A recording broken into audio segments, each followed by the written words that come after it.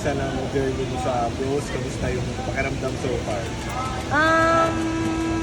Kinakabahan kasi sobrang ibang-iba yung anong tawag dito, feeling and yung mga mukhang nakikita ko. So, kinakabahan po. At the same time, excited. Lalo na nung mga nakakapag-training din kami sa mga iba't ibang PBL teams. And yun, natatry namin yung mga iba't ibang sistema and iba't ibang players, veterans. So, ngayon pa lang dami na po namin natututunan sa kanila. So, sobrang saya lang.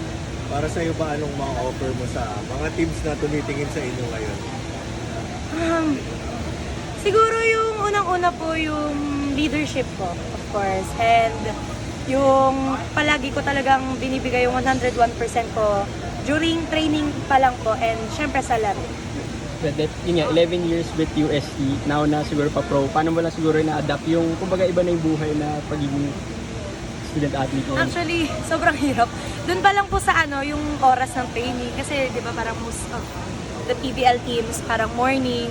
Yung tulog ko, madaling araw kasi nga sa UST, di ba, gabi kami natatapos. So, doon pa lang talagang laki ng adjustment. So, tinatry ko talaga yung best ko na ma-adapt na yung morning, yung system na meron dito yung PBL. So, ayun, mahirap pero exciting kasi for almost 11 years nga po, yun, nasanay na akong gabi yung training, tapos ngayon, morning na. So, nagiging productive ako kapag nagtitraining ako ng umaga. Mas marami akong nagagawa sa hapon.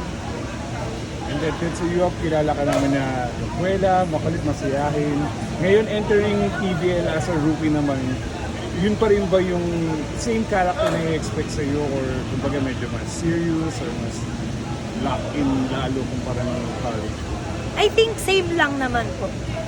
Basta hindi lang tatalalakan ng mga ates. Hindi, ganun lang. And ganun ko po kasi napapakita yung leadership ko and mas nagiging magaan po yung galaw ko pag nagiging ako. Yung sarili ko na makulit, yun. Doon ako nagiging mas vocal.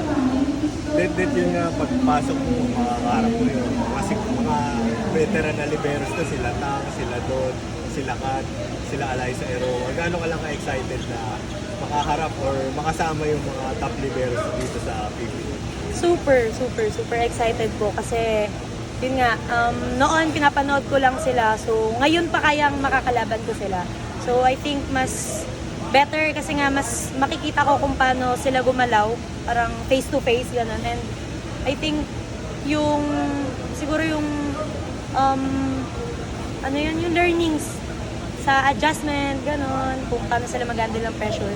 Talagang kailangan kong baunin para yun, mag-improve. Ayun. Thank you. Thank you.